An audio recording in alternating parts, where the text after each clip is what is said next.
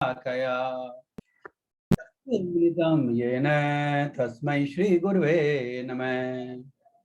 श्रीचैतन्यमनोभीष्टं स्थापितं येन भूतले स्वयं रूपकदा मह्यं ददाति स्वपदान्तिकम्। वन्देऽहं श्रीगुरो शुद्धकमलं श्रीगुरून् वैष्णवांश्च श्रीरूपं साग्रजातं सह गणा रघुनाथान्वितं तं सजीवं साद्वैतं सावधूतं परिजनासहितं श्रीकृष्ण चैतन्य देवं श्रीराधा कृष्ण पादान् सह गणललिता श्री विशाखान्वितांश्च हे कृष्णा करुणा सिंधो दीनबंधो जगत्पते गोपेश गोपिका कांत राधा कांत नमोस्तुते। तप्त कांचन गौरांगी राधे वृंदावनेश्वरी वृषभानुसुते देवी प्रणमामि हरिप्रिये। वाञ्छाकल्पतरुभ्यश्च कृपा सिन्धुभ्येव च पतितानां पावनेभ्यो वैष्णवेभ्यो नमो नमः। जय श्री कृष्णा चैतन्य प्रभो नित्यानंद श्री अद्वैत गदाधर श्रीवासादि गौर भक्त वृंद। हरे कृष्णा कृष्णा कृष्णा हरे हरे हरे राम राम राम हरे हरे। हरे कृष्णा कृष्णा कृष्णा हरे हरे हरे राम राम राम हरे हरे। हरे कृष्णा कृष्णा कृष्णा हरे हरे हरे राम राम राम हरे हरे। ओम नमो भगवते वासुदेवाय। ओम नमो भगवते वासुदेवाय। मेरी शक्ल जाएगी। ओम नमो भगवते वासुदेवाय। नारायणं नमस्कृत्य नरं चैव नरोत्तमं देवीं सरस्वतीं व्यासं ततो जयमुदीरयेत्। नष्टप्रायेषु नित्यं भागवत सेवया भगवती उत्तमा श्लोके भक्तिर्भवति नैष्ठकी। हरे कृष्णा। श्रीमद् भगवद गीता सत्संग क्लास में आप सभी लोगों का स्वागत है, सभी भक्तों का स्वागत है। आज हम करेंगे श्रीमद् भगवद गीता अध्याय 3 श्लोक नंबर 5 के आगे 5, 6, 7, 8 श्लोक कवर करेंगे। मैं सभी भक्तों से प्रार्थना करता हूं, अगर आप वीडियो ऑन कर सकते हैं तो ऑन कर लीजिए, इससे थोड़ा कम्युनिकेशन 2 वे होता है, तो दैट इज बेटर। अगर आप कर सकते हैं तो अपना वीडियो ऑन कर लीजिए सभी भक्त लोग। हरे कृष्णा। सबसे पहले हम करेंगे श्लोक नंबर 5।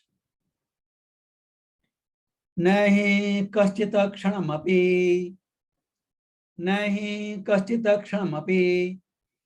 जातु तिष्ठति अकर्मकृत् कार्यते हि अवशः कर्म सर्व प्रकृतिर्जैर्गुणे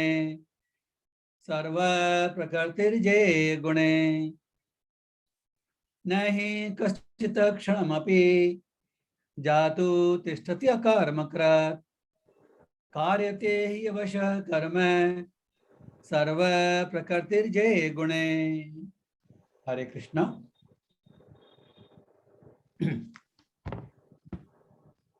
प्रत्येक व्यक्ति को प्रकृति से अर्जित गुणों के अनुसार विवश होकर कर्म करना पड़ता है। अतः कोई भी एक क्षण भर के लिए भी बिना कर्म किए नहीं रह सकता। देखिए भगवान किस रेफरेंस में बोल रहे हैं। इस अध्याय की शुरुआत हुई थी अर्जुन के एक प्रश्न से।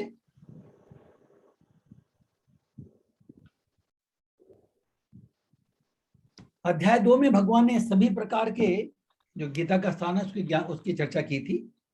अर्जुन थोड़ा मोह हो गया, भ्रम हो गया था अर्जुन को कि भगवान का मतलब क्या है। उनको समझ में आया कि भगवान कह रहे हैं कि कर्म की अपेक्षा बुद्धि में युक्त रहना, बुद्धि योग में रहना श्रेष्ठ है। उन्होंने प्रश्न किया अर्जुन ने कि भाई आप मुझे घोर कर्म में क्यों लगाते हो। चैप्टर 2 के श्लोक 49 भगवान ने कहा था कि जो हम फल की आसक्ति के साथ जो कर्म करते हैं उससे हमको बंधन मिलता है और वो घोर कर्म होता है, तो उससे हमको अलग रहना चाहिए, कर्म से अलग नहीं रहना चाहिए। हम सभी लोग एक्चुअली ये समझने में कई बार गलती करते हैं कि हमको कर्म से छोड़ने बात कभी भी नहीं की भगवत गीता में। कर्म की आसक्ति से, कर्म फल की आसक्ति को छोड़ने की बात कही जाती है अधिकतर। तो इसलिए अर्जुन ने प्रश्न किया और उसके उत्तर भगवान उत्तर दे रहे हैं। कुछ लोग, उन्हें भगवत 2 तरह के मार्ग हैं। कुछ लोग संन्यास मार्ग अपनाते हैं, सांख्य योग अपनाते हैं, उसमें वो वास्तव में पूरा संन्यास प्राप्त करते हैं। और कुछ लोग कर्म के मार्ग पर, भक्ति के मार्ग पर चलते हैं। उन्होंने दोनों प्रकार का संक्षिप्त में वर्णन किया और फिर उन्होंने कहा कि केवल कर्म से विमुख होकर के और कर्म फल से हम छुटकारा नहीं पा सकते। ये नहीं कर्म करना छोड़ दें खाली, वो निष्कर्म हो जाएगा, निष्क्रियता हो जाएगी। तो हमारे जो कर्म है हमको कभी भी छोड़ नहीं सकते, क्योंकि कर्म से विमुख होना भी एक पाप है। तो अब भगवान इसमें समझा रहे हैं हमको कि ऐसा नहीं है कि हम अपनी मर्जी से कर्मों को छोड़ सकते हैं। अगर कोई व्यक्ति चाहे भी तो कर्मों को छोड़ नहीं सकता, उसको विवश होकर के कार्य करना पड़ता है। कैसे विवश होकर करना पड़ता है? प्रकृति के अर्जित गुणों के अनुसार। और सेकंड पॉइंट करें कि कोई भी एक क्षण के लिए भी बिना कर्म किए नहीं रह सकता। इस बात को थोड़ा ठीक समझेंगे, इसका मतलब क्या है। भगवान ने वर्ड यूज किया कश्चित। कश्चित मीन्स कोई भी, नो एक्सेप्शन। हर व्यक्ति हर समय कर्म करता है, क्योंकि जब हम किसी कर्म को त्याग देते हैं, कर्म से विमुख हो जाते हैं, जो हमारा कर्तव्य है, तो कर्म से विमुख होना भी कर्म है, उससे भी हमको पाप लगता है। तो ये कर्म कैसे होते हैं? भगवान कह रहे हैं कि प्रकृति के अर्जित गुणों से विवश होकर कर्म करते हैं। इसका मतलब क्या हुआ? इसको एक एग्जाम्पल के माध्यम से समझते हैं। कठपुतली आप सबने देखी होगी। कठपुतली होती है, उसमें वो कठपुतली कैसे चलती है? उसमें 3 धागे बंधे होते हैं। उन धागों के माध्यम से कठपुतली को मैनिपुलेट किया जाता है, करेक्ट? और वो धागे किसके पास होते हैं? वो सूत्रधार के पास होते हैं। जो कठपुतली चलाने कला जानता है, उसको हम यहां पर कहेंगे सूत्रधार, धागों को पकड़ने वाला। तो सूत्रधार होता है। तो सूत्रधार के नियंत्रण में वो 3 धागे रहते हैं और 3 धागों के नियंत्रण में वो कठपुतली रहती है, करेक्ट? तो जैसे सूत्रधार नचाता है, उन धागों को मैनिपुलेट करता है, वैसे ही वो कठपुतली कार्य करती है। अब इसको हम अपने ऊपर लेते हैं। जो कठपुतली है वो है जीव, हम लोग। और जो 3 धागे हैं वो है 3 गुण, प्रकृति के 3 गुण, जिसके हम चर्चा करते आए हैं। सतोगुण, रजोगुण, तमोगुण। तो हमको हमेशा, अगर कोई व्यक्ति जो कठपुतली का खेल देख रहा है वो 3 धागे देख रहा है और कठपुतली देख रहा है, वो सुधार नहीं देख रहा, तो उसको ऐसा लगेगा कि 3 धागे कार्य कर रहे हैं। तो वास्तव में हम जब कार्य करते हैं तो ये प्रकृति के गुणों के अनुसार विवश होकर कार्य करते हैं। इसको हम थोड़ा डिटेल आगे समझेंगे, लेकिन अभी हम क्या समझ रहे हैं कि कठपुतली को हमेशा नाचना होता है धागों के अनुसार, करेक्ट। और धागे किसके नियंत्रण में है? वो सूत्रधार के नियंत्रण में है। तो यहां पर हमको ये बात समझनी चाहिए कि जीव कर्म करने के लिए विवश है। अब ये उस पर मनुष्य जीवन में हमको फ्रीडम दी गई है कि हम अपना सूत्रधार मीन्स उन धागों का नियंत्रण हम भगवान के हाथ में भी दे सकते हैं, योग माया के हाथ में दे सकते हैं। भगवान की 2 शक्तियां होती है, एक है योग माया, एक है महामाया। हमेशा हम भगवान के किसी न किसी शक्ति के नियंत्रण में रहते हैं, हम कभी भी इंडिपेंडेंट नहीं हैं, सिंपल। तो जो महामाया है वो भगवान की अंतरंगा शक्ति है। तो जब हमारे मन में भगवान की भक्ति करने की, हमारा जो संबंध है भगवान के साथ, जागने की, जागृत करने की हमारी प्रवृत्ति होती है, तो हम शरणागति लेते हैं भगवान की, तो भगवान हमें योग माया के नियंत्रण में काम करने को बोलते हैं। हम उसमें योग माया के नियंत्रण में। और जब हम ये मार्ग स्वीकार नहीं करते हैं तो प्रकृति के गुण तो हमेशा हमारे ऊपर रहते हैं। उसके लिए हम स्वतंत्र नहीं है कि मैं प्रकृति के गुणों से मुक्त हो जाऊं, यह संभव नहीं। प्रकृति के गुण भगवान ने बनाए हुए हैं, बहुत संसार में हैं। और भगवान की जो महामाया है जिसमें इस संसार के सारे जीव हैं, ऑलमोस्ट 99.9% वी कैन से, तो वो उसके अनुसार कार्य करते हैं। अब ये कैसे कार्य करते हैं? हमको दिखते नहीं हो धागे, तो कैसे कार्य करते हैं ये हम आगे भगवत गीता में एक्चुअली डिटेल जो वर्णन आया है कि सतोगुण रजोगुण तमोगुण में बंध करके आदमी कैसे कार्य करता है, किस प्रकार के कार्य करता है, इसका डिटेल वर्णन चैप्टर 14 में आया है। चैप्टर 14 भगवत गीता के, उसके 3-4 श्लोक देखेंगे हम। 14.5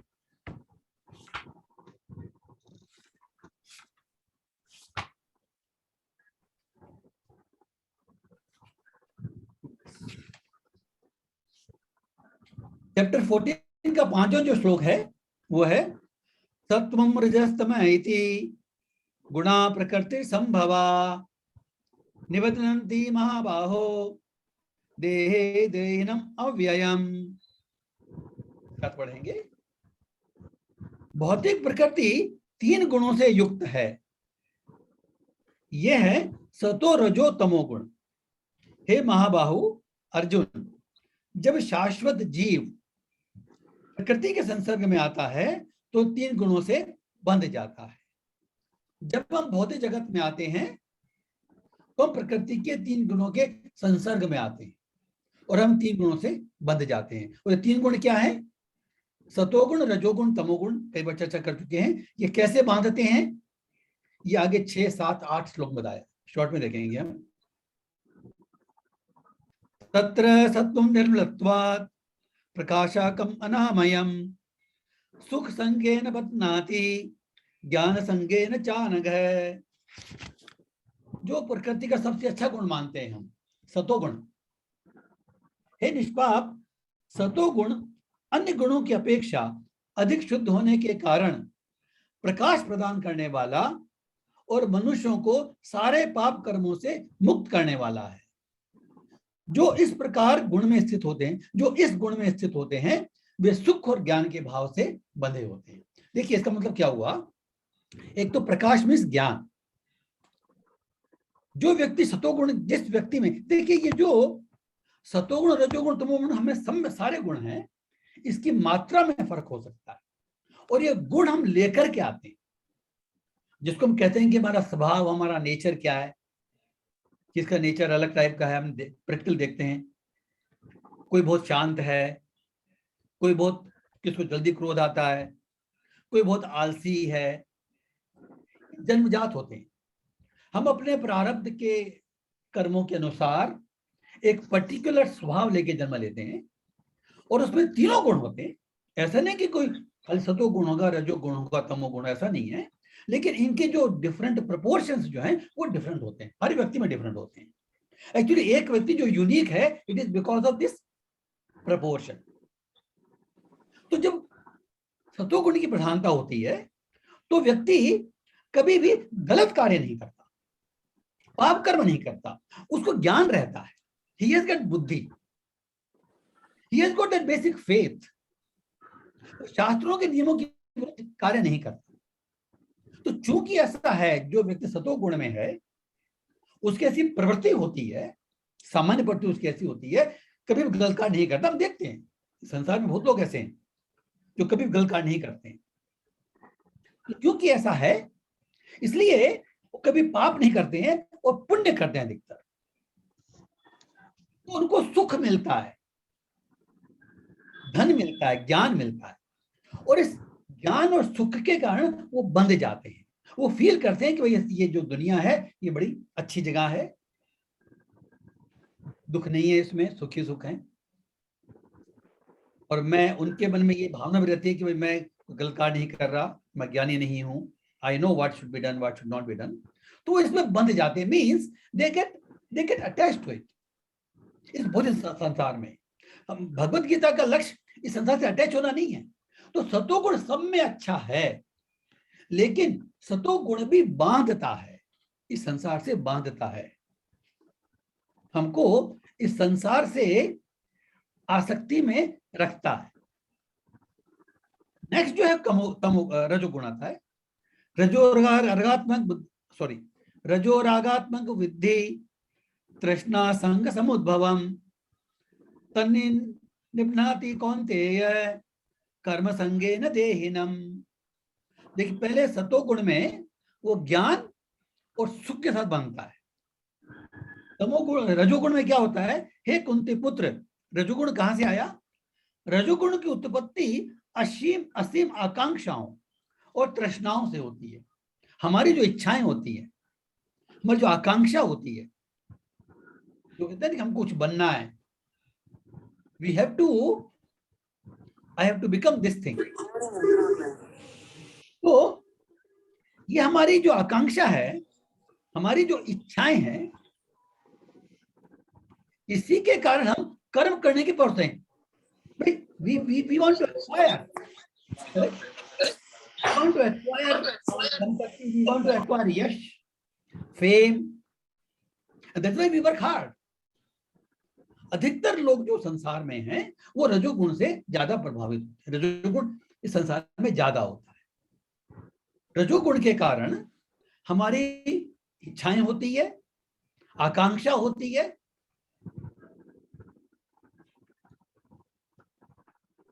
हमारा जो पर्पस है भगवत गीता का, इच्छा को दबाना नहीं है, इच्छा को शुद्ध करना है। इच्छा तो होनी चाहिए, बिना इच्छा के कोई जीव नहीं है। जो कर्म करते हैं इच्छा करने करते हैं। तो जब हम इस श्लोक कहा जा रहा है कि मनुष्य कर्म करने के लिए विवश है, क्योंकि हम जीव हैं, हम निर्जीव नहीं है, और जीव की इच्छा होती है, बिना इच्छा कोई जीव नहीं हो सकता, और इच्छा कारण कर्म करते हैं। करेक्ट, विवश होकर हम कर्म करेंगे अपने प्रकृति के द्वारा अर्जित गुणों के स्वभाव अनुसार। तो इन आकांक्षाओं की पूर्ति के लिए हम कर्म से बंध जाते हैं। हमको अथक परिश्रम करते हैं, हम प्रयास करते हैं, और हम देख सकते हैं संसार के अंदर अधिकतर मेजॉरिटी जो है वो रजोगुण में होते हैं और अपना कार्य करते हैं। ये तमोगुण से अच्छा है। जो थर्ड कैटेगरी का जो गुण बताया जाता है तमोगुण, उसमें क्या है? हे भरत पुत्र, तुम जान लो कि अज्ञान से उत्पन्न तमोगुण समतेदारी जीवों का मोह है, और इस गुण के प्रतिफल पागलपन, प्रमाद, आलस और नींद है। जो बद्ध जीव को बांधते हैं। तो ये तमोगुण क्या है? हमारा अज्ञान है। यहां पर जिस अज्ञान की बात की जा रही है, देखिए वैसे तो हम सब तमोगुण में हैं, क्योंकि जब तक हमारे अपने स्वरूप का ज्ञान नहीं होता है, भगवान के प्रति हमारा जो संबंध है उसका ज्ञान जब नहीं होता तो हम अज्ञान में हैं। लेकिन यहां पर जिस अज्ञान की बात की जा रही है कि जो साधारण ज्ञान कहते हैं हम जिसको, इस संसार में जीने के लिए कई हम देखते हैं कई लोग बड़े, उनको इस संसार में कैसे जीना है, कैसे धन अर्जित करना है, कुछ कुछ मेहनत करनी है, they are completely hours to it. वो कुछ भी नहीं करना चाहते, आलस में, नींद में पड़े रहते हैं, आलसी, लेजी।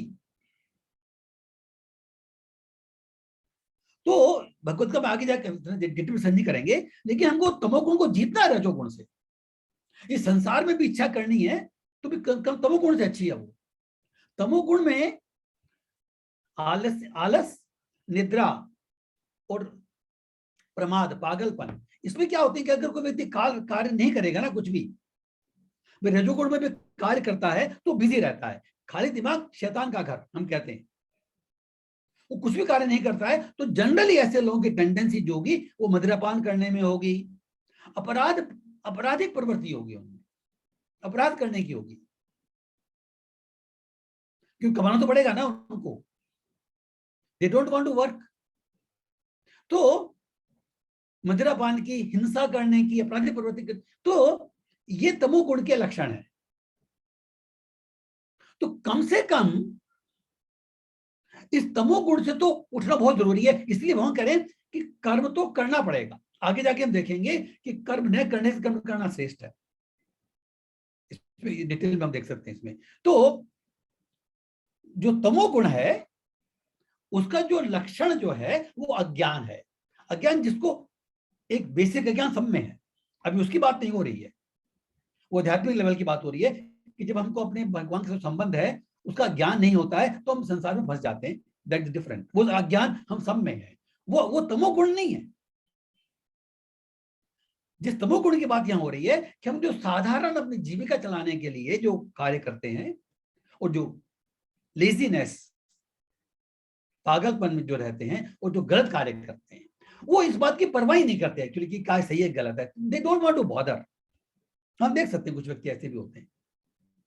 तो इन तीन गुणों का आदमी बंध जाता है, सत्वगुण, रजोगुण, तमोगुण। तो ये तीन गुण, वो कठपुतले के जो तीन धागे हैं वो ये तीन गुण हैं। और इनफैक्ट इस संसार में जब हम हैं और हमारा सूत्रधार योग माया नहीं है, महामाया है, हम संसार गुण में रहकर कार्य कर रहे हैं, तो कभी कभी हमारे में तमोगुण भी हावी होगा। आगे कहा जाता है कि हम व्यक्ति तीनों गुण होते हैं, अलग अलग मात्रा में होते हैं, लेकिन पर्टिकुलर समय पर कभी हम रजोगुण प्रधानता में होते हैं, कभी सत्वगुण प्रधानता में होते हैं और कभी तमोगुण प्रधानता में होते हैं। ये टाइम के अनुसार ये चेंज होता रहता है, तो हमको बड़ा केयरफुल रहने की जरूरत है। अगर इन तीन गुणों से पार करना है तो इसी चैप्टर में जो 1426 माम च यो अव्यभिचारेण भक्ति योगेन सेवते स गुण संतीत्यान ब्रह्म भूयाय कल्पते। अगर हम तीन गुणों से हमको ऊपर उठना है, जो हमारा लक्ष्य है, भगवत गीता जो लक्ष्य है, जो समस्त परिस्थितियों में अविचलित भाव से पूर्ण भक्ति में प्रवृत्त होता है, वह तुरंत ही प्रकृति के गुणों को लांघ जाता है और इस प्रकार ब्रह्म के स्तर तक पहुंच जाता है। तो ऐसा डिफरेंस क्यों हुआ? क्योंकि जब भगवान की भक्ति में लग जाते हैं तो हमारा जो सूत्रधार है, जो धागों को जो कंट्रोल करने वाली जो एजेंसी जो है, जब भक्ति नहीं करते हैं तो एजेंसी है महामाया, जिसको हम साधारण भाषा में माया कहते हैं। वो कंट्रोल करती है हमको। और जब हम भगवान की भक्ति में लग जाते हैं तो उन धागों को कंट्रोल करने वाला भगवान की योग माया होगी, और योग माया का कार्य जो है हमको भगवान से मिलाना होता है। इसलिए यहां पर श्लोक हम कह रहे हैं कि प्रत्येक व्यक्ति कर्म करने के लिए विवश है, 3 गुणों से बंधा हुआ है। इन 3 गुणों का सूत्रधार हम डिसाइड कर सकते हैं इस मनुष्य जीवन में। पशु जीवन में ये फ्रीडम नहीं है। पशु जीवन में जिस पशु योनि को जीव प्राप्त होता है उसके अनुसार कुछ नियत कर्म होते हैं और वो उसको करना पड़ता है। There is no choice. वो प्रकृति के महामाया के गुणों के अंदर रहकर ही कार्य कर सकता है। There is no choice for him. लेकिन इस मनुष्य जीवन में ही हमको भगवान ने ऐसी बुद्धि दी है, ऐसी चेतना दी है, विकसित चेतना दी है, जिसके द्वारा हम खुद ये डिसाइड कर सकते हैं कि हमारे प्रकृति के गुणों का सूत्रधार जो है वो भगवान की महामाया शक्ति के हाथ में जाए। हम भगवान की भक्ति करने अगर लगेंगे तो हमारा कंट्रोल जो है भक्ति करेगी, महामाया करेगी, सॉरी योग माया करेगी, तो हम प्रोटेक्टेड रहेंगे। ये बात ध्यान देने की है। तो कहने का मतलब क्या है, भगवान यहां पर कह रहे हैं कि प्रत्येक व्यक्ति प्रकृति के अर्जित गुण अनुसार कार्य करने के लिए विवश है। हम बिना कार्य किए नहीं रह सकते। देखिए, कोई व्यक्ति बोलता है कि जब हम सोते हैं तब क्या कार्य करते हैं, जब कोई काम नहीं करते तब क्या कार्य करते हैं। जब हम रेस्ट कर रहे होते हैं या निद्रा ले रहे होते हैं तभी हम प्रकृति के गुण के अधीन, तमोगुण के अधीन होकर ये कार्य करते हैं। हमारे प्रतिगुण कार्य करना, प्रकृति के गुण कार्य करना बंद नहीं किया। और आदमी अगर कुछ कार्य नहीं कर रहा है और मन में कुछ विचार कर रहा है तो वो भी कार्य है। कर्म केवल शरीर की इंद्रियों संपन्न नहीं होता, मन से भी संपन्न होता है। ये बात अलग है कि कलयुग में भगवान ने हमको फ्रीडम दी है, नहीं फ्रीडम नहीं, वी कैन से एक फैसिलिटी दी है कि मन में हमारे बुरे विचार आते हैं ना, तो पहले कलयुग के अलावा बाकी युगों में अगर मन में भी विचार दूषित आता है तो उसका पाप मिलता है, उसका फल मिलता है। कलयुग के अंदर भगवान ने फैसिलिटी दी है क्योंकि ये कलयुग की स्थिति ऐसी है कि it is very very difficult कि भाई हम अपने मन को पूरा कंट्रोल कर लें। Not possible. हमारे मन में विचार आ सकते हैं और आते हैं।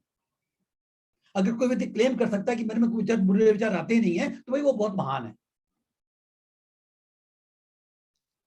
लेकिन जब तक हम उन बुरे विचारों का, बुरे थॉट्स को हम क्रियान्वित नहीं करते, एक्शन में कन्वर्ट नहीं करते हैं, तब तक हमको पाप नहीं लगता। ये भगवान ने हमको एक फसल दी है कलयुग के लोगों को। इसलिए कलयुग में 2 गुण मुख्य बताए गए, पहले चर्चा की थी हमने कि सत्युग के अंदर हजारों साल तक मेडिटेशन करने से, ध्यान करने से जो फल मिलता है, त्रेता युग में जो विस्तृत यज्ञ करने पर पैराफर्नेरिया, खूब उसमें धन लगता है, अच्छी सामग्री चाहिए, शुद्ध सामग्री, शुद्ध ब्राह्मण चाहिए जो उच्चारण कर सके, उसे जो फल मिलता है। और द्वापर में षोडशोपचार पूजा, भगवान की डिटेल्ड पूजा, वर्शिप, डेटी वर्शिप, उनके कारण जो फल मिलता है वो कलयुग में केवल नाम लेने से मिल जाता है। हरे कृष्ण कृष्ण कृष्ण हरे हरे, हरे राम राम राम हरे हरे। केवल नाम जपने से हमको सारे फल मिल जाते हैं। ये कलयुग की विशेषता है। और दूसरी विशेषता आज हमने देखी कि केवल जब तक हमारे मन में विचार रहते हैं बुरे तब तक कोई पाप नहीं लगता, जब हम क्रियान्वित करते हैं तो पाप लगता है। लेकिन इसका मतलब ये नहीं है कि हम निश्चिंत हो जाए, क्योंकि अगर हमारे मन में गलत विचार आता है और हम उसको रोकने की कोशिश नहीं करते हैं और उस पर चिंतन करते हैं, तो वो धीमे धीमे वो जो थॉट जो है वो एक्शन में कन्वर्ट हो ही जाएगा, नो डाउट अबाउट इट। अगर हम उस पर चिंतन करेंगे तो जो गलत विचार है, जो बुरा विचार हमारे दिमाग में आया है, वो चिंतन करेंगे अगर हम, तो वो एक्शन परिवर्तित होने के उसमें ब्राइट चांसेस हैं। तो उससे हमको बचना है, you can say like this. तो ऐसा नहीं कि कलयुग में भगवान ने फैसिलिटी दी है तो बुरा विचार कर लो, कोई दिक्कत नहीं है, दिक्कत नहीं है, ओके, लेकिन एक रिस्क रहती है, great risk, we can fall down at any time. हमारा जो बुरा विचार कभी भी क्रियान्वित हो सकता है। तो now will go to text 6। तो इसमें हमने देखा जो मुख्य पॉइंट है, हर आदमी कार्य करने के लिए विवश है अपने अर्जित गुणों के अनुसार, there is no choice for him. हाँ, ये चॉइस है कि वो कर्म, वो जो कार्य करते हैं, हम किस प्रकृति के, महामाया प्रकृति के या योग माया प्रकृति के अंतर में नियंत्रण में रह सकते हैं। नियंत्रण में तो रहना है हमको, स्वतंत्र नहीं रह सकते, दिस इज गिवन फैक्ट। लेकिन हम जो एजेंसी जो हमको नियंत्रण कर रही है, वो एजेंसी को हम चेंज कर सकते हैं। इसलिए हमारे शास्त्रों में कहा गया है, जहां कृष्ण वहां नहीं माया, वो जहां माया वहां नहीं कृष्ण। हम एक साथ दो जगह, दो टाइम, एक साथ दो स्थिति में नहीं रह सकते। या तो हम माया में हैं, महामाया में हैं, या कृष्ण में हैं, योग माया में। अभी डिसाइड हमको करना है। हरे कृष्णा। नेक्स्ट 6, अध्याय 3, श्लोक नंबर 6। कर्मेंद्रियाणि संयम्य ये आस्ते मनसा स्मरन् इंद्रियार्थान विमूढ़ात्मा मिथ्याचार स उच्यते। कर्मेंद्रियाणि संयम्य ये आस्ते मनसा स्मरन् इंद्रियार्थान विमूढ़ात्मा मिथ्याचार से उच्यते। हरे कृष्णा। अब देखिए, इसमें मिथ्याचारी, विमूढ़, ये दो शब्द आए हैं। श्लोक आप देखेंगे, जो कर्मेंद्रियों को तो वश में करता है,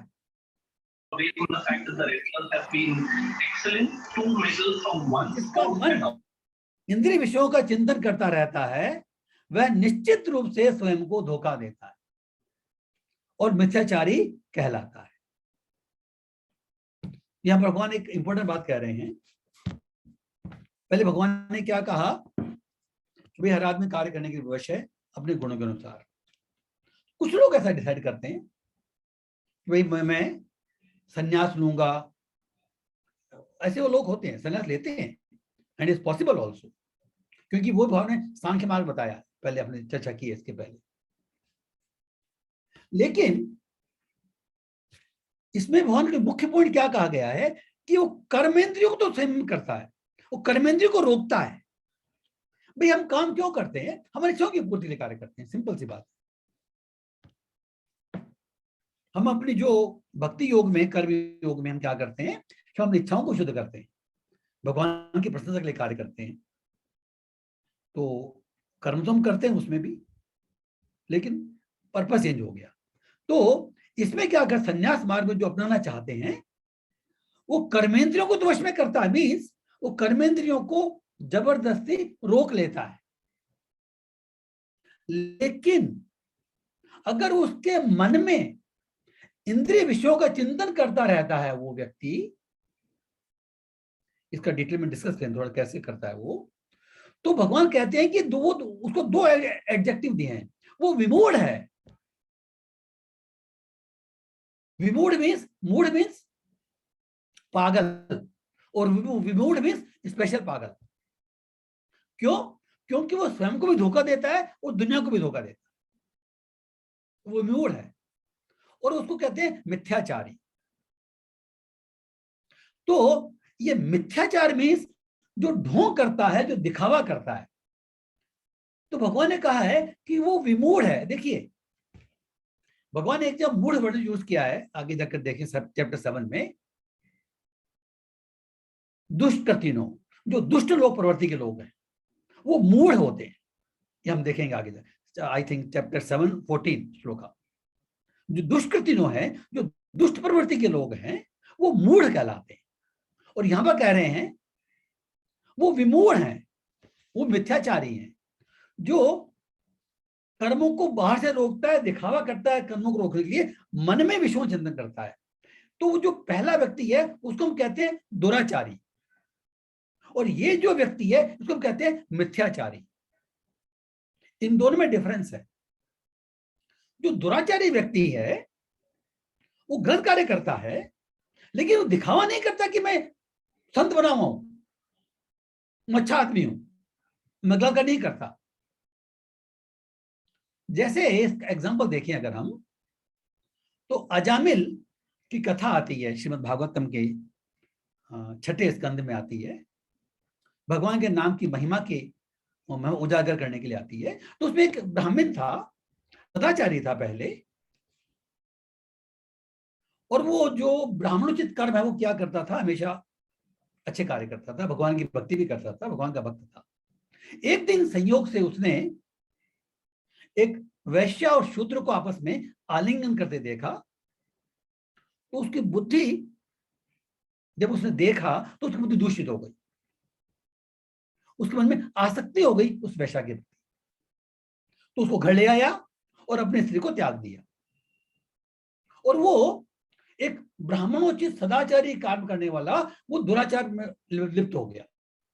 वो हमेशा उस वैश्या की सेवा करने लगा और उसको दुनिया की परवाह नहीं रही, और दुनिया को मालूम है कि भाई दुराचार कर रहा है, उसका पतन हो गया हम कहते हैं।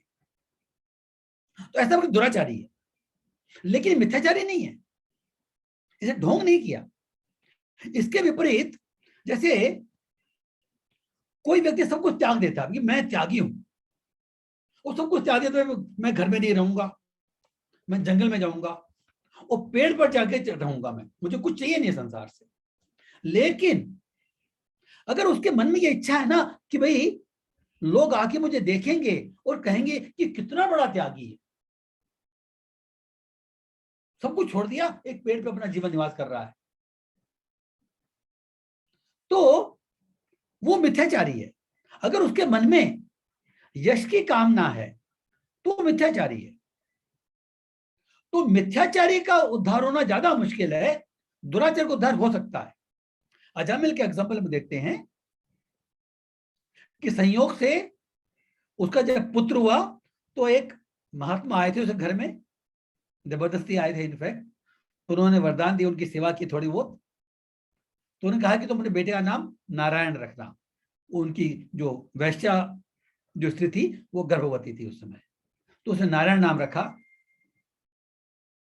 तो वो नारायण जो उसका पुत्र है, छोटा सा पुत्र है, सबसे छोटा पुत्र है, उसके प्रति आसक्त हो गया वो, और हमेशा नारायण नारायण नारायण पुकारता रहता, अपने बेटे को पुकारता था, भगवान को नहीं पुकारता था, अपने बेटे को पुकारता था। लेकिन जो नारायण नाम है उसे पहला अधिकार भगवान का है। तो नारायण नाम लेने से भी उसकी गति अच्छी हुई, क्योंकि अंत समय में जब यमदूत लेने आए उसको, भयानक, ये यमदूत जो हम शास्त्रों में पढ़ते हैं ये वास्तव में हैं, और इनकी जो आकृति जो है श्रीमद् भागवत में देखेंगे 6 कैंटो में, वो सींग निकले हुए और विकराल बाल और तीक्ष्ण नाखून, वो सब करेक्ट है। और जब व्यक्ति को दिखाई देता है तो उसको डर लगता है। तो अंत नजदीक आया तो नारायण को पुकारा, अपने बेटे को पुकारा, भगवान की उसका कोई पुकार नहीं थी। लेकिन अंत समय में क्योंकि नारायण को पुकारा तो साथ में विष्णु दूत भी आ गए। तो विष्णु दूतों ने कहा यमदूतों को कि ये तो ये जीव जो है ये हमारे अधिकार में है, तुम्हारा कोई अधिकार नहीं है इस पर, इसने नारायण नाम लिया है, इसने नारायण नाम से तुमको मालूम नहीं है। तो उन्होंने कहा कि भाई इसने तो बेटे को पुकारा है। बोला नो इश्यू,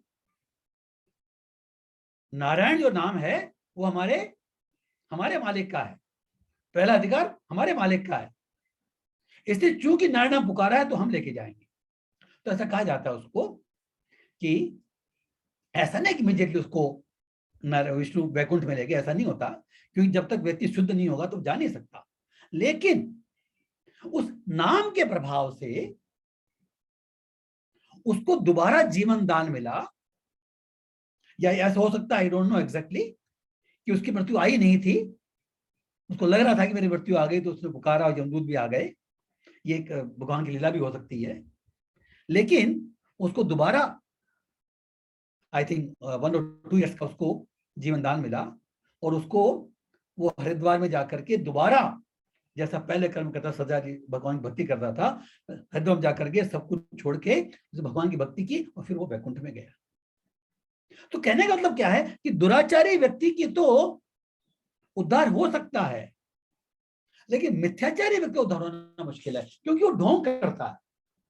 तो भगवान कहते हैं कि हम कर्मेंद्रियों तो रोक लें, लेकिन मन में हम स्मरण कर रहे हैं इंद्रिय विषयों का, तो ये जो है मिथ्याचार है, और ये ज्यादा बड़ा पाप है। इसकी एक और भी कथा आती है छोटी समझने के लिए।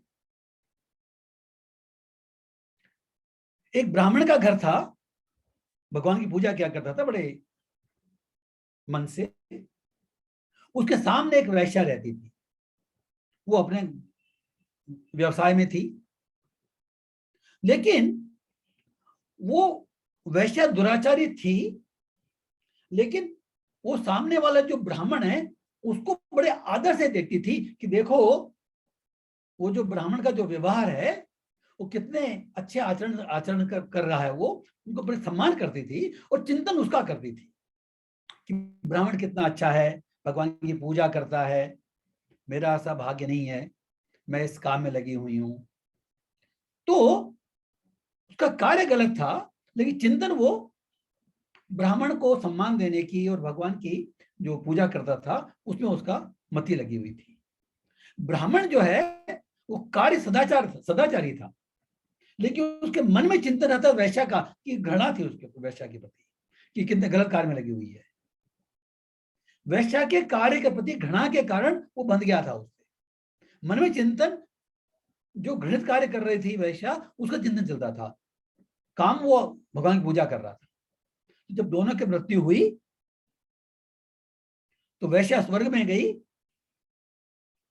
और जो ब्राह्मण है वो नरक में गया, क्योंकि हमारे मन के चिंतन का ज्यादा महत्व है, हमारे कॉन्शियसनेस का, हमारे एक्शन से ज्यादा जो इंपॉर्टेंस है वो हमारी कॉन्शियसनेस का है, हमारी चेतना का है। इसलिए हम कहते हैं कि जो मिथ्याचारी है वो दुराचारी से ज्यादा पापी है, उसका उदाहरण होना मुश्किल है।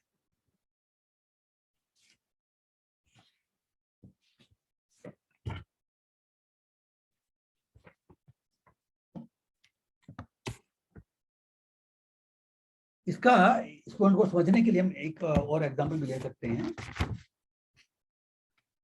परीक्षित महाराज, हमको उन्होंने की कथा कई बार हम कर चुके हैं। ये हमको जो श्रीमद् भागवत में मिली वो कैसे मिली। एक बार परीक्षित महाराज जो द्वापर युग के एंड में थे, अर्जुन के पौत्र थे, वो जब राजा थे तो एक जंगल में जब वो घूम रहे थे शिकार करने के लिए, तो एक उनको प्यास लगी। वो एक शमीक ऋषि के आश्रम प्रविष्ट हुए, तो वहां देख रहा था कि शमीक ऋषि ध्यान मग्न थे, उनको प्यास लगी थी। उन्होंने शमीक से पानी मांगा, तो शमीक ऋषि जो है वो वास्तव में ध्यानी थे, वास्तव में ध्यान में थे। उनको पता नहीं पड़ा कि राजा है। तो राजा प्यासा था। दोनों भक्त हैं, देखिए, शमीक ऋषि भी भक्त हैं और राजा भी भक्त है, राजर्षि है वो। लेकिन उस समय उसके मन में ऐसा कहते हैं कि थोड़ा क्रोध आया, तो उसने एक मरा हुआ सांप था वो उनके गले में डाल दिया। शमीक ऋषि जो हैं वो अपने ध्यान मग्न थे, उनको फर्क नहीं पड़ा। ही कंटिन्यूड हिज मेडिटेशन। तो फिर डाल के वो आ गए। तो उनका जो छोटा पुत्र, उनका जो पुत्र था शमीक ऋषि का, उसको जब यह बात मालूम पड़ी तो उसके पुत्र को क्रोध आया।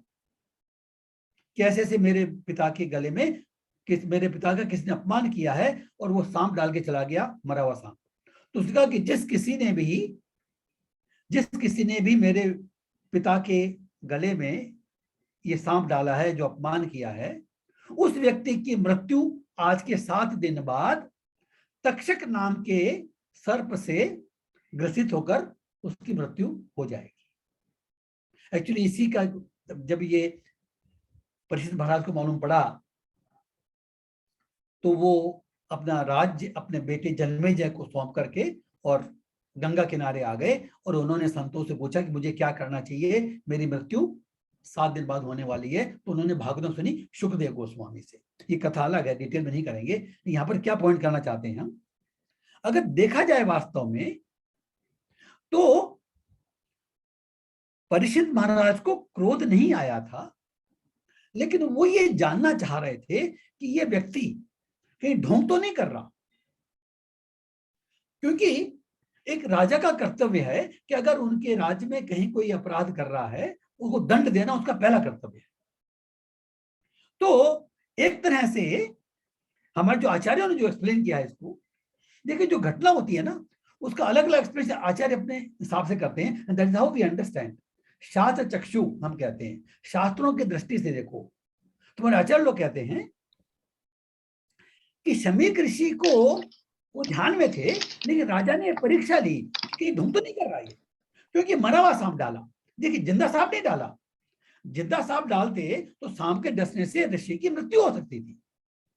मरा हुआ सांप डाला क्यों डाला, कि अगर ये व्यक्ति ढोंग कर रहा है ध्यान का, और ध्यान ही नहीं है, तो उसकी नींद खुलेगी। नींद मतलब ध्यान टूटेगा, सांप देखेगा तो डरेगा, तो उसका जो ढोंग रूपी जो ध्यान है वो टूट जाएगा। तो उसकी परीक्षा लेने के लिए परीक्षित महाराज ने उनका अपमान करने के लिए निर्णय। He didn't want any ढोंगी to remain in his kingdom। ये पहले राजा लोग अपने राज्य में किसी भी प्रकार का गलत कार्य नहीं होने देता चाहते थे, इसलिए उन्होंने एक्शन लिया। लेकिन उनके पुत्र ने इसको अपमान स्वरूप लिया। तो उसके बाद भी परीक्षित महाराज जो है वो शक्तिशाली थे, वो चाहते थे तो उस श्राप को रोक सकते थे अपने तप के बल के आधार पर, लेकिन उन्होंने उसको सहर्ष ग्रहण किया। उन्होंने इसको भगवान की कृपा मानी। एक्चुअली भगवान के जो भक्त होता है वो जन्म से शुद्ध भक्त, उनकी डिटेल में चर्चा कोई बाद में करेंगे। वो उनकी रक्षा भगवान ने की थी, कृष्ण ने की थी उत्तरा के गर्भ में, तो जन्म से ही भक्त है। तो भक्त कभी गलत कार्य कर ही नहीं सकता। तो अगर उनके प्रति ऐसा हुआ, तो देखिए जिन परीक्षित महाराज की रक्षा भगवान ने गर्भ में की अश्वत्थामा के ब्रह्मास्त्र से, क्या वो भगवान वो ब्राह्मण पुत्र के श्राप से रोक नहीं सकते थे? रोक सकते थे, लेकिन क्यों नहीं रोका? क्योंकि वो चाहते थे कि वो श्रीमद् भागवत सुने। वो द्वापर का एंड था, कलयुग की बिगिनिंग थी, और ये श्रीमद् भागवतम हमको मिले।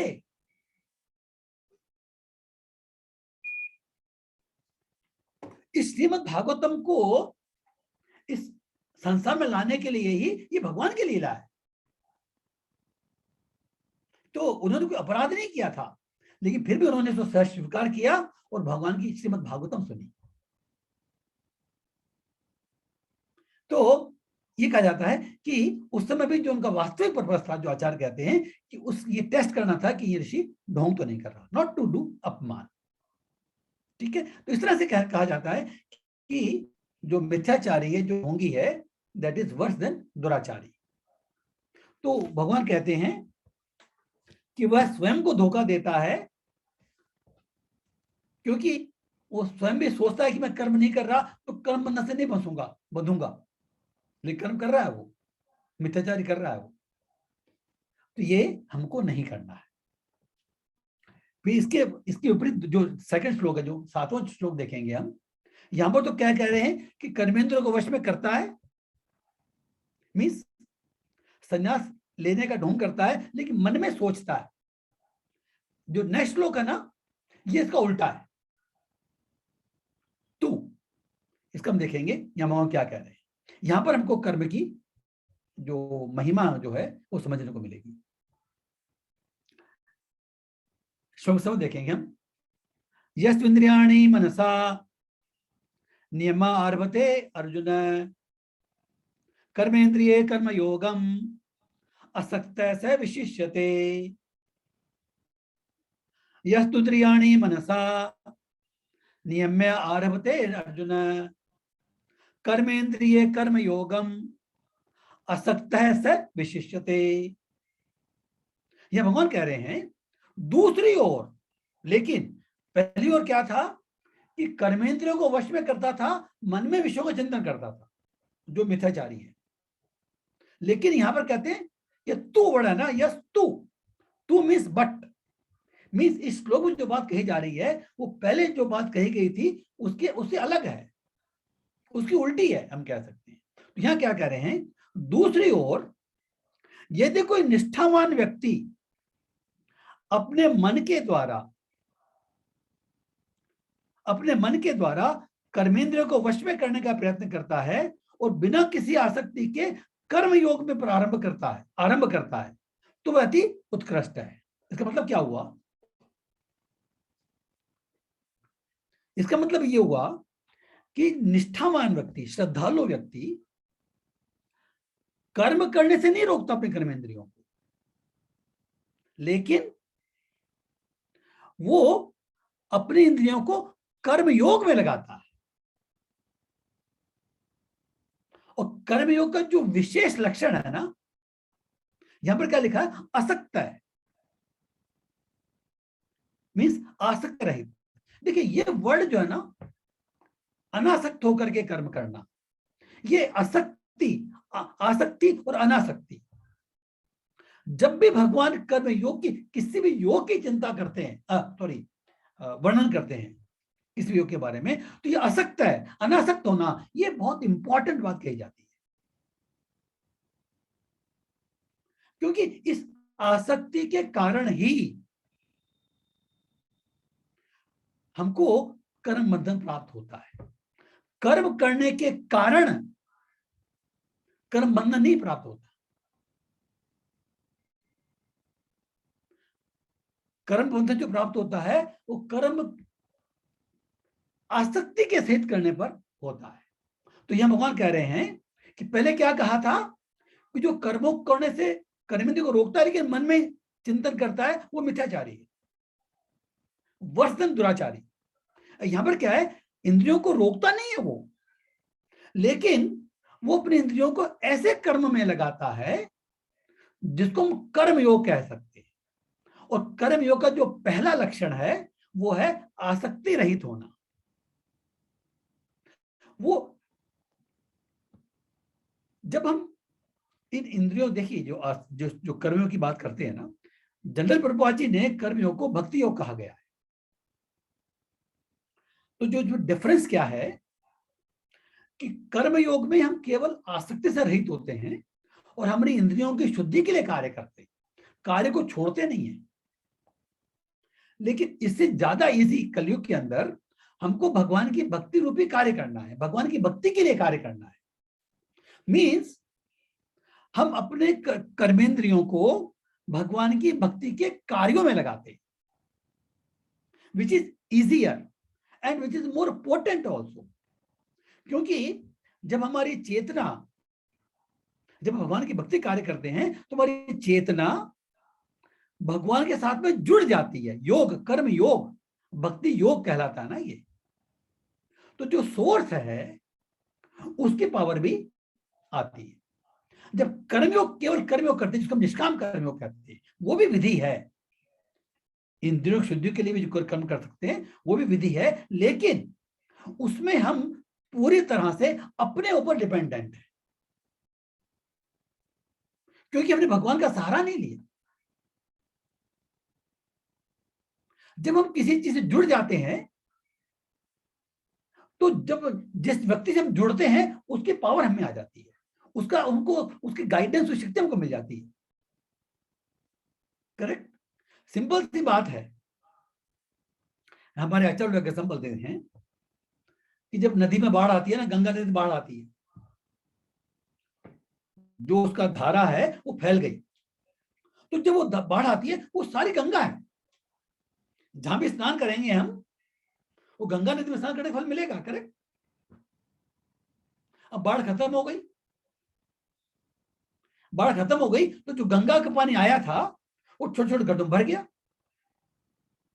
गंगा अपनी जगह पे चली गई, अपनी धारा में चली गई। वो ये जो पानी जो बच गया गड्ढों के अंदर, ये भी गंगा का पानी है, लेकिन अब इसमें वो पोटेंसी नहीं रही। क्यों? इस गड्ढे में स्नान करने से, आचमन करने से हमको गंगा का फल नहीं मिलेगा अभी, क्योंकि गंगा से डिस्कनेक्टेड है अभी, इसका कनेक्शन टूट गया गंगा से। So this connection is very powerful. हम भौतिक जीवन में देखेंगे, भाई मेरी प्राइम मिनिस्टर जान पहचान है, उस मिनिस्टर से जान पहचान है, मेरा कनेक्शन है, मैं काम करवा सकता हूं, कहते हैं ना कि मैं बहुतों को जानता हूं, तुम्हें कोई काम हो तो मुझे बताना, मैं करवा दूंगा। उसकी पावर कहां से आई? He is connected. तो when we are connected to the power source, then we get a part of his power.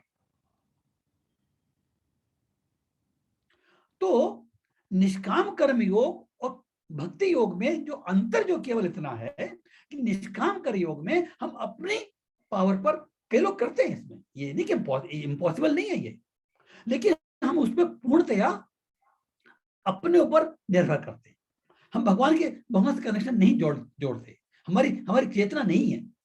लेकिन जब हम वही कर्म अपने खुद की, देखिए जो कर्म योग में भी खुद की इच्छा की पूर्ति नहीं करते, जो पर्पस है इंद्रियों का शुद्धिकरण होता है, वो निष्काम कर्म योग हो गया।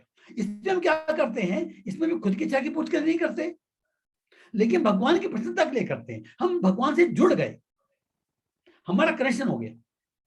इसलिए कहा जाता है, ये कनेक्शन की बात और करते हैं आगे, कि हम कहते हैं कि हमको गुरु से दीक्षा लेनी चाहिए।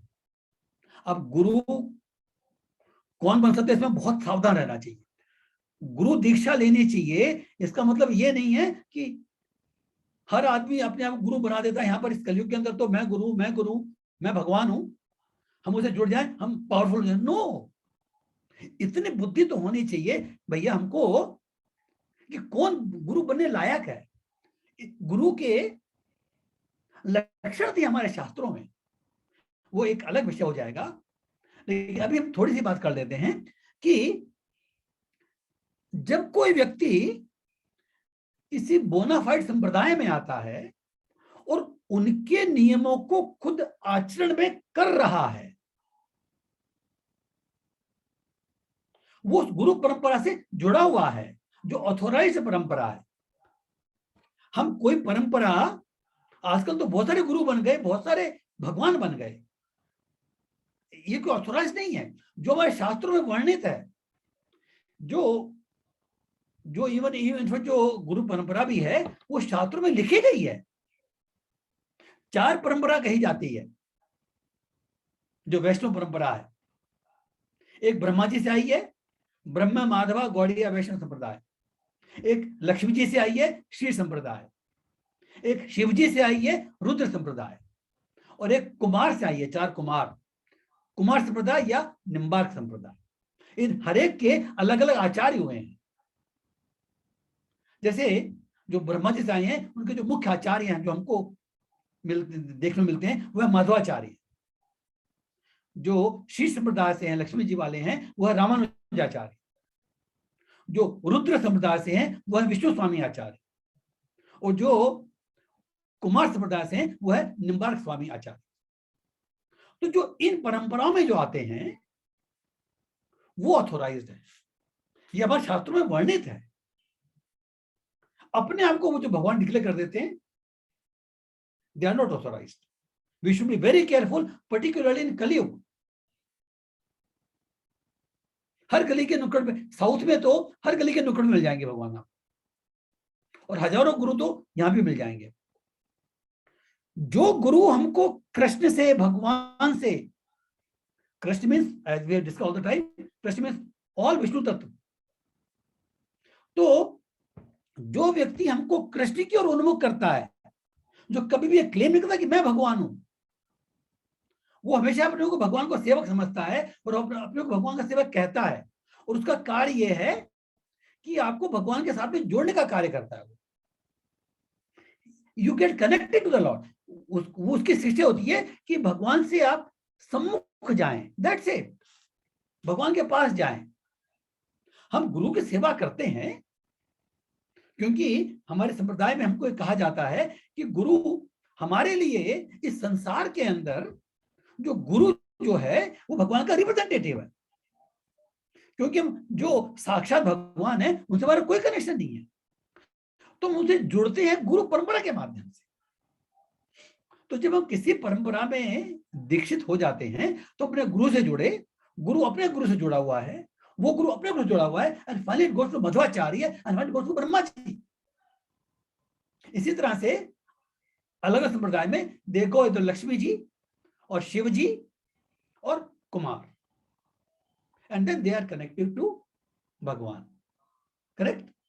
तो जब ये कनेक्शन हम डेवलप कर लेते हैं, so this is the power we get from the connection, this is very important.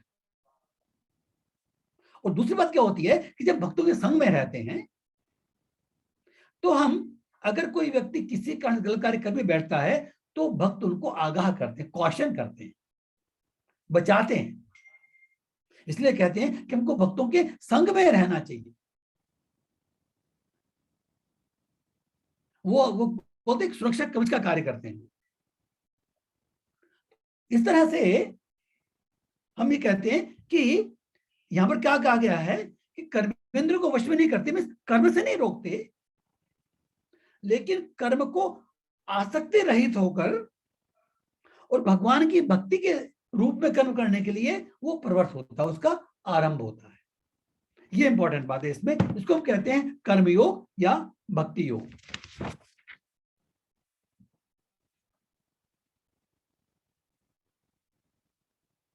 इसका जो कुछ 2-3 लाइन देखें परपोर्ट की, इसमें थोड़ा इंपॉर्टेंट पॉइंट्स हैं।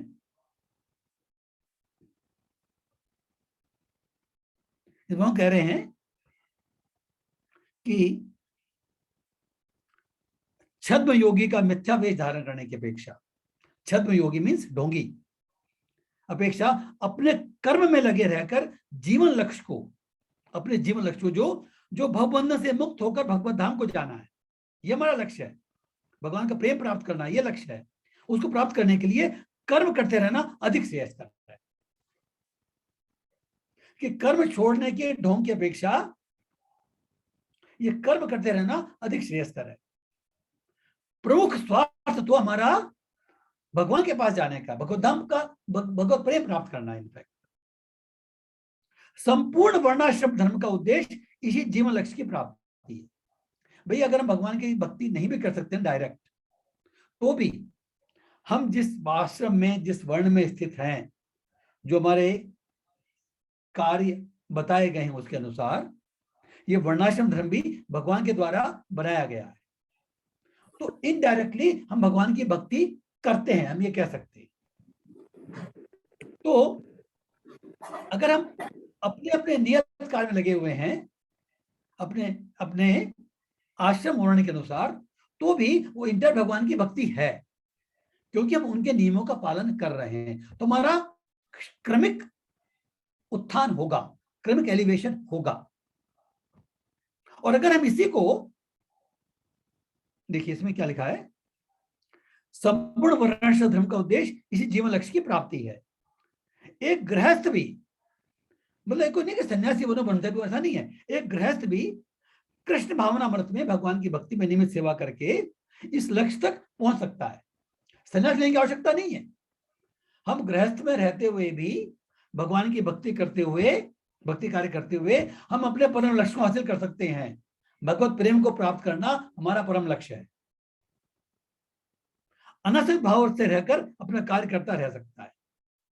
आत्म साक्षात्कार के लिए मनुष्य शास्त्रानुमोदित संयमित जीवन बिता सकता है और अनासक्त भाव से अपना कार्य करता रह सकता है। अगर कोई भगवान की भक्ति नहीं करता तो शास्त्र के अनुसार अनुमोदित जो कार्य है वो करता रहे अनासक्त भाव से। उस भगवान के प्रति आसक्ति है, इसमें अनासक्त भाव से, संसार के प्रति अनासक्त भाव से कार्य करता है, तो वो भी प्रगति करता है।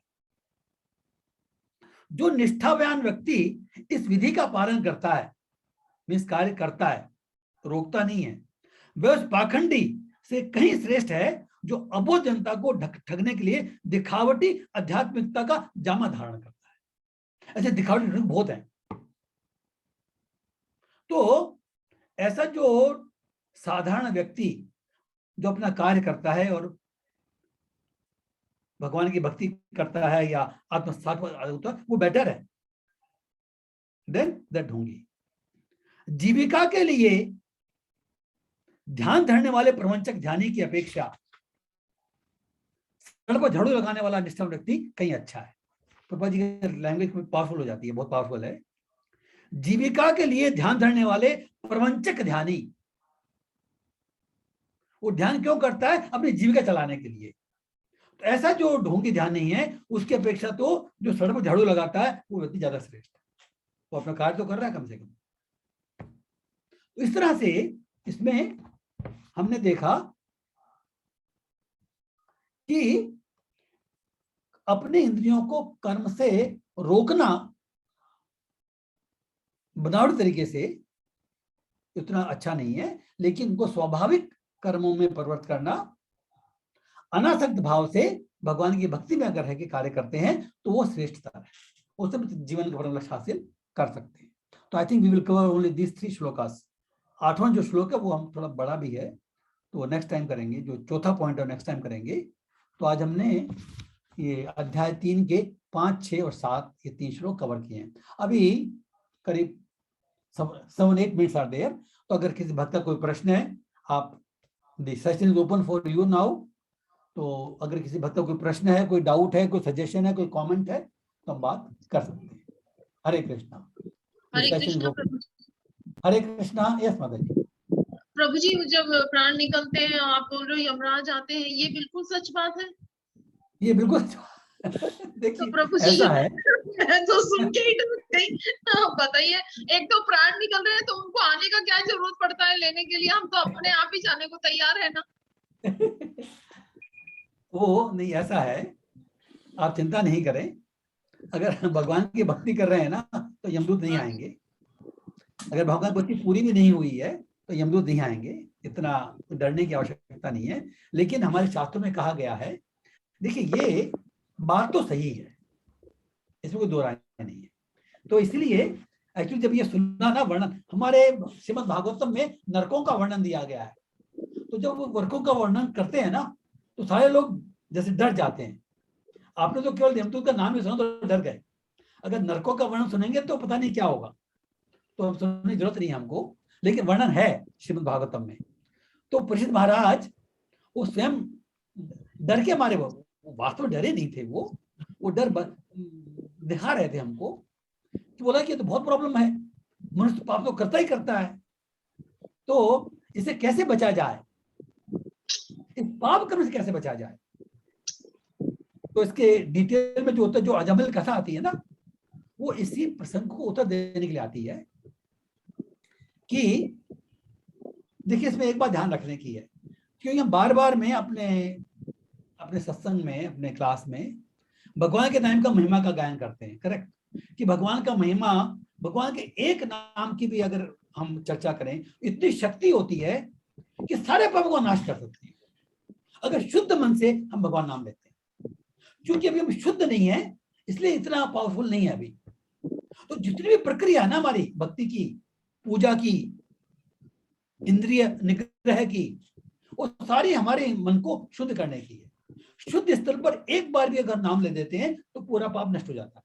ये भगवान के नाम की महिमा हो गई। लेकिन इस महिमा के बल पर पाप नहीं करना चाहिए। ये नहीं कि मैं तो भगवान नाम ले लूंगा, पाप कर लूंगा तो भी क्या फायदा, क्या प्रॉब्लम है, मुक्त हो जाऊंगा उससे। इसको कहा जाता है, ये नाम अपराध कहते हैं हमारे शास्त्रों में। ये बहुत बड़ा नाम अपराध है, इससे मुक्त नहीं हो सकते हम। भगवान के नाम के बल पर पाप करना, ये सबसे बड़ा। इसीलिए हम साधारण आप सब लोग तो रेगुलर ज्वाइन कर रहे हैं, आपको मालूम है, तो श्रद्धा है। साधारण व्यक्ति को भगवान के नाम की महिमा नहीं बतानी चाहिए, केवल उनको कहना चाहिए कि भगवान नाम लो भैया, अच्छा रहता है, दैट्स इट। भगवान के नाम की महिमा का आदमी गलत इस्तेमाल कर सकता है, इसलिए हमको आगाह किया, हमको क्वेश्चन किया है कि नाम के बल पर पाप करना सबसे बड़ा अपराध है। लेकिन यह है कि जब हम इस संसार में रहते हैं तो कभी गलती हमसे हो जाती है। हम नाम के बल पर गलती नहीं कर रहे, गलती हो जाती है, वो होती भी है, सबसे होती है, मेरे से भी होती है, आपसे भी होती है, सबसे होती है। लेकिन अगर हम भगवान की भक्ति में लगे हुए हैं तो हमारे ये पाप नष्ट हो जाते हैं। राम जी कहते हैं कि जब मोरे सन्मुख आव जब कोई, जन्म कोटि अघ नासई तबही। अरे जब हम भगवान के शरण जाने का निश्चय कर लेते हैं ना, पहले निश्चय, उसमें सारे पाप नष्ट हो जाते हैं। इसका मतलब क्या है? इसका मतलब यही है कि हम ये निश्चय तो करें, भक्ति करने का, भगवान से जाने का निश्चय तो करें, तो फिर जो हमको कर्मफल मिलता है, दुख मिलता है, वो हमारे एलिवेशन के लिए होता है। देखिए ऐसा कहा जाता है, दो ही पर्पस है दुख आने के, या तो रेक्टिफिकेशन या प्योरिफिकेशन। जो साधारण जनता है उसमें जब सुख दुख आते हैं तो क्या रेक्टिफिकेशन के लिए होते हैं। उनको अकल आती है, ठोकर लगती है, बोलते हैं ठोकर खा के अकल आ गई कि भैया गलत कार्य करूंगा तो ऐसा होगा, दिस कॉल्ड रेक्टिफिकेशन बाय माया। लेकिन जो भक्ति करना शुरू कर देता है, फिर भी उसके जीवन में दुख आते हैं, तो वो योग माया के प्रभाव में आते हैं। That is for purification.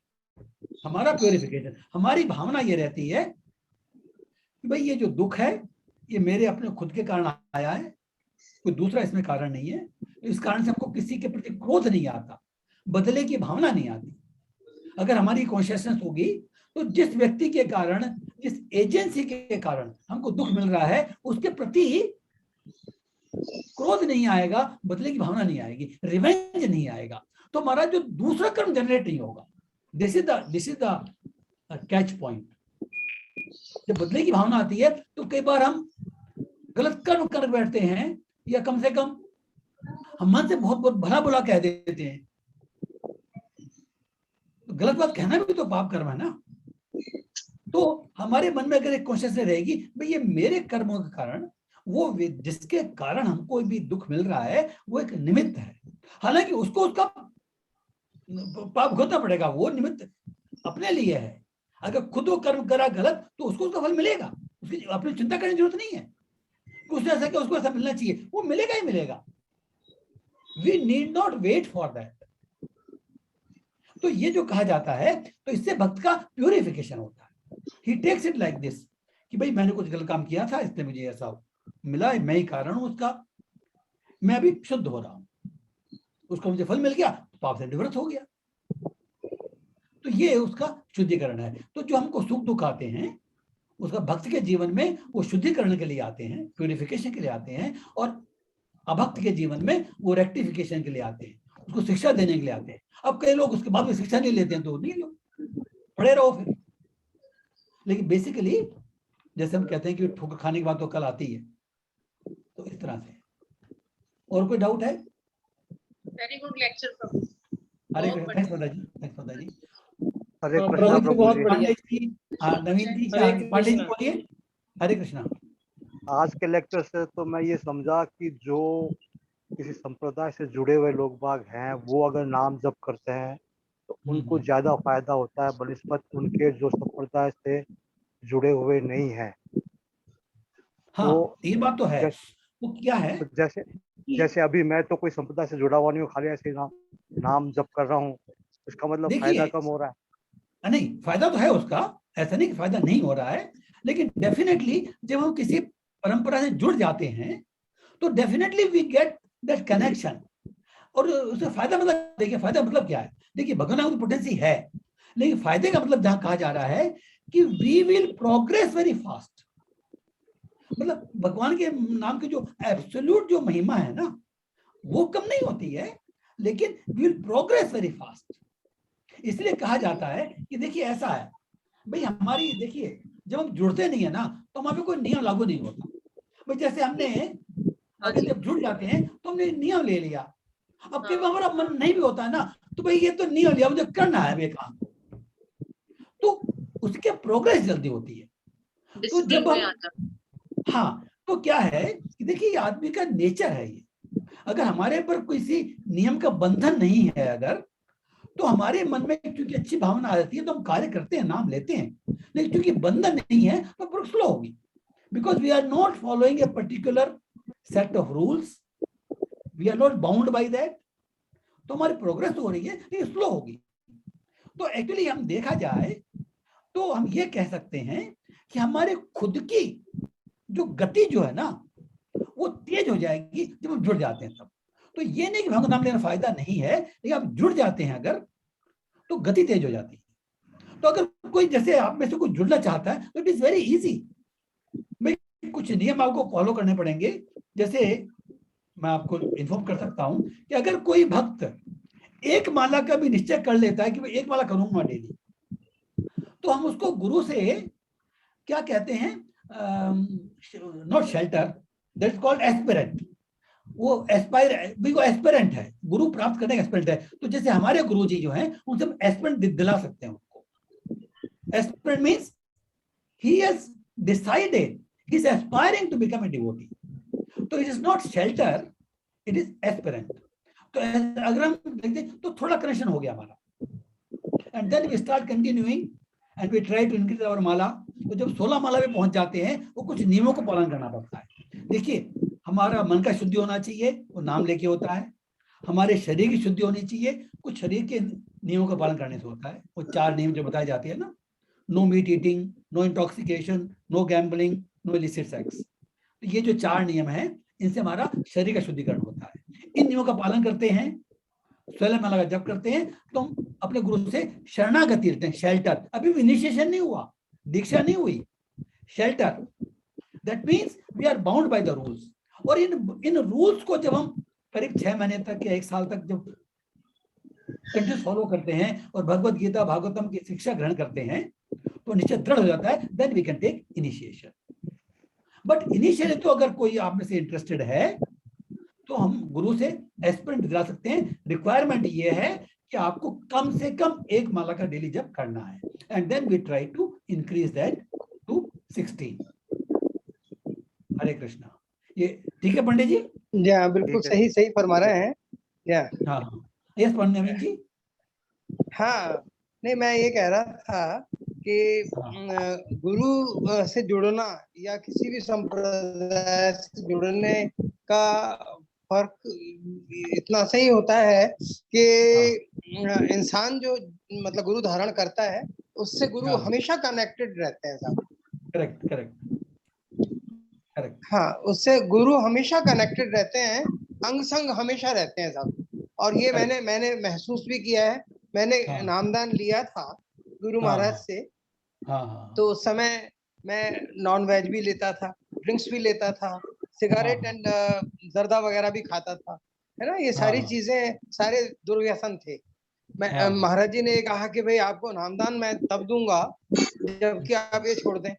मैंने कहा महाराज जी मेरे तो वश की बात नहीं है, मेरे वश की बात तो नहीं है, आप स्वयं कुछ करिए।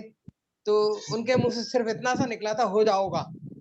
मतलब यूपी के थे वो, तो उन्होंने हो जाओगा। और वाकई में यही हुआ साहब कि उसके अगले क्षण ही मेरे को बिल्कुल इन सब चीजों से विरक्ति हो गई। और मैंने 18 सितंबर सन 1990 को नामदान लिया था। और 20 तारीख को मेरे भतीजे का बर्थडे था दिल्ली के अंदर। मैं वहां गया, तो वहां सारी नॉन वेज वगैरह सब चीजें थी। मैंने साफ साफ इनकार कर दिया कि भाई नथिंग डूइंग, मैं बिल्कुल इन सब चीजों से अलग हूँ। तो और उसके बाद से साहब अभी तक कंटिन्यू है वो चीज। That's good, that's good. हाँ, ये मेरा मतलब खुद का एक्सपीरियंस है साहब ये। हाँ ठीक है। तो पंडित जी आपको क्लियर है? आपको क्लियर है? अगर और कोई बात हो तो आप बोल सकते हैं।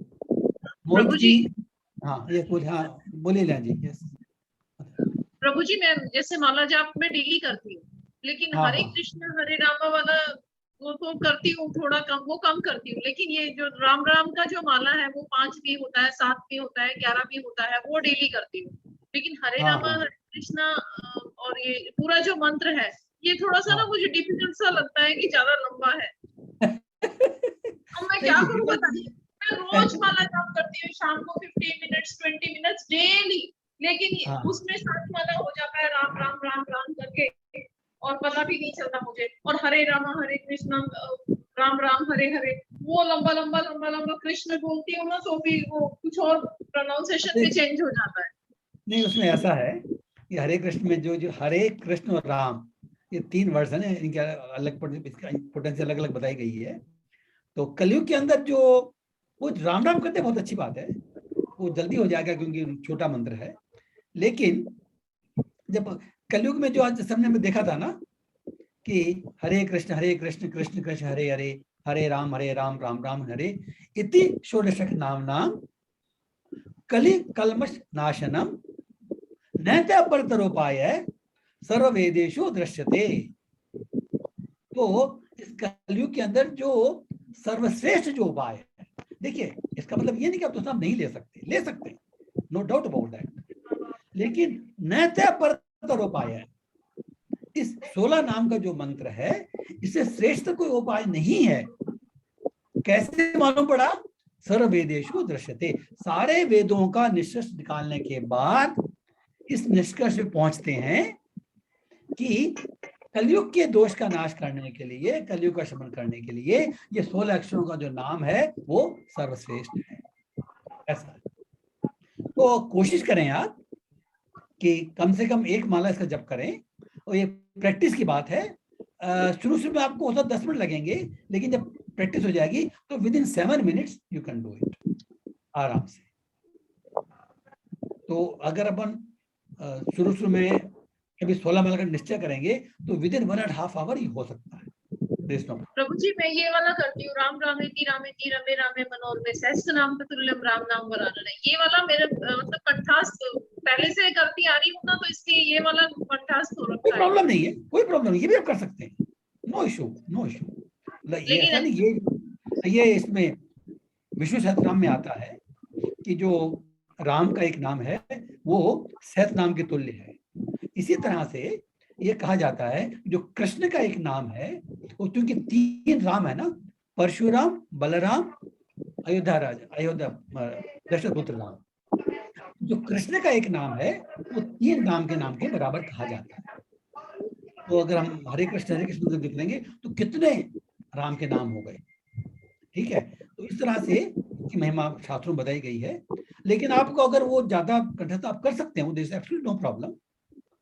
लेकिन जो शास्त्रों जो बात कही गई है वो ये कि नाम सर्वश्रेष्ठ है, तो आप जैसे भी डिसाइड कर सकते हैं, नो प्रॉब्लम। कृष्ण और राम और हरे, हरे जो है वो भगवान की शक्ति, जो हम योग माया कहते हैं ना, इंटरनल पोटेंसी। हरे मीन्स राधा, राधा मीन्स उनकी अंतरंगा शक्ति। तो हम एक्चुअली अंतरंगा शक्ति से, देखिए जैसे वो माता जो होती है ना, हमेशा दयालु ज्यादा होती है। जो बच्चा जब दुखी होता है तो माता के पास आता है, पिता के पास नहीं जाता। तो जो पिता जो होते हैं ना, वो तो कहते हैं कि नियमों का पालन करना पड़ेगा। माता जो है प्रेम वश होकर के उसका कार्य कर देती है बच्चे का। तो हम माता को प्रेमवश, हम माता को अप्रोच करते हैं, राधा रानी को अप्रोच करते हैं कि आप कृपा करके मुझे कृष्ण और आपके राधा कृष्ण की सेवा में हमको नियुक्त करें।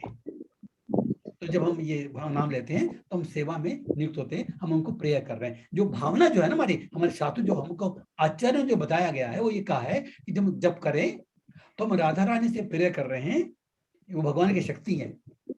हे राधा रानी, हमको राधा कृष्ण के चरणों में सेवा करने का मौका शक्ति प्रदान करें, हमको सेवा में लगाएं।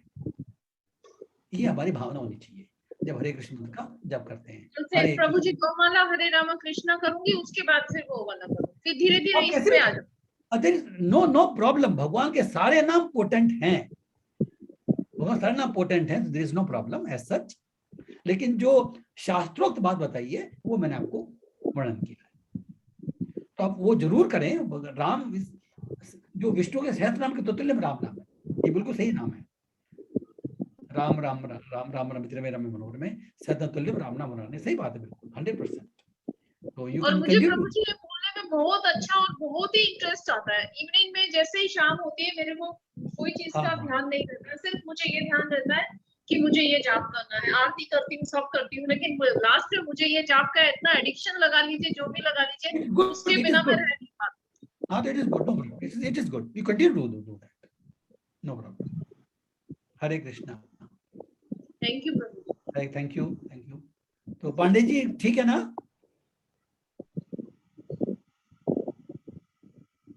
लखनवीर जी, मोहित जी, एवरीथिंग ओके? नवीन जी? बिल्कुल साहब, बिल्कुल। बहुत बहुत धन्यवाद। बड़ा हरे अच्छा लगा साहब। आप रेगुलर रहिए, सब लोग रेगुलर ज्वाइन कीजिए। जी जी जी हरे कृष्णा, हरे कृष्णा, हरे कृष्ण, हरे कृष्ण, हरे कृष्ण। बदल जी, हरे कृष्ण जी है। हरे कृष्ण, हरे कृष्ण, हरे कृष्ण, हरे कृष्ण, कृष्ण हरे हरे, हरे राम राम राम हरे हरे। राम राम हरे राम राम राम हरे हरे, हरे कृष्ण कृष्ण कृष्ण हरे हरे। हरे राम राम राम। जय हो, जय हो, जय हो। जय हो, हरे बोल, हरे कृष्ण, हरे।